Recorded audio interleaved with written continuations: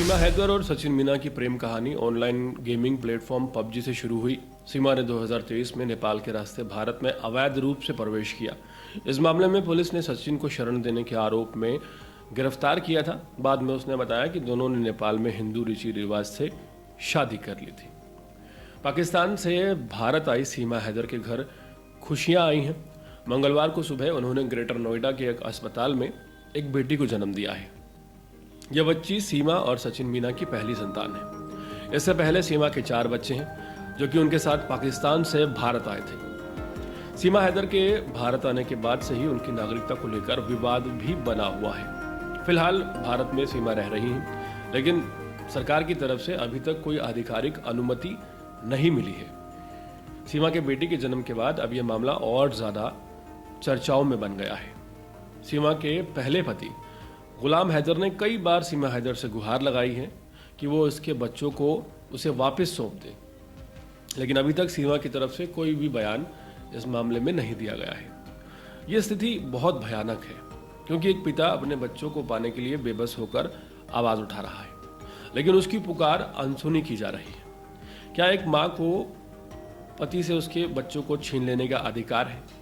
और क्या इन मासूम बच्चों को अपने असली पिता से मिलने का हक नहीं बनता है? पाकिस्तान से गैर कानूनी तरीके से भागकर भारत आई सीमा हैदर का पाकिस्तानी पति गुलाम हैदर काफ़ी परेशान है। गुलाम हैदर ने एक वीडियो बनाकर अपनी परेशानी सबके सामने रखी है। उसने कई महीनों बाद वीडियो जारी किया है। गुलाम हैदर ने कहा कि मेरे 4 बच्चे पाकिस्तान से भारत में ले जाए गए हैं।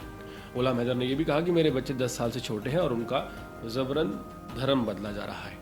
गुलाम हैदर ने आगे कहा कि मैं अपनी आवाज़ इसलिए उठा रहा हूं कि मुझे इंसाफ नहीं मिल रहा है। सीमा हैदर ने आज एक बच्ची को जन्म दिया है। वहीं गुलाम हैदर ने कहा है कि मैं पहले से ही परेशान हूं, मेरे बच्चे चले गए हैं, मेरा घर पूरी तरह से उजड़ गया है और उसकी आलोचना भी की जा रही है। गुलाम ने कहा कि पढ़े लिखे लोग भी उसका विरोध कर रहे हैं।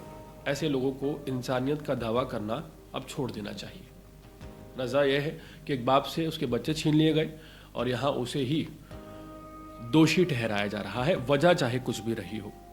गुलाम हैदर ने आगे कहा कि मेरे 4 बच्चे भारत में हैं और लोग उनकी बातों को गलत रंग दे रहे हैं, उनसे गलत व्यवहार किया जा रहा है।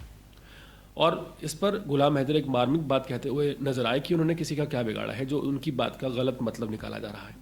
सीमा हैदर पिछले साल अपने भारतीय प्रेमी सचिन मीना के साथ पाकिस्तान से भागकर भारत आई।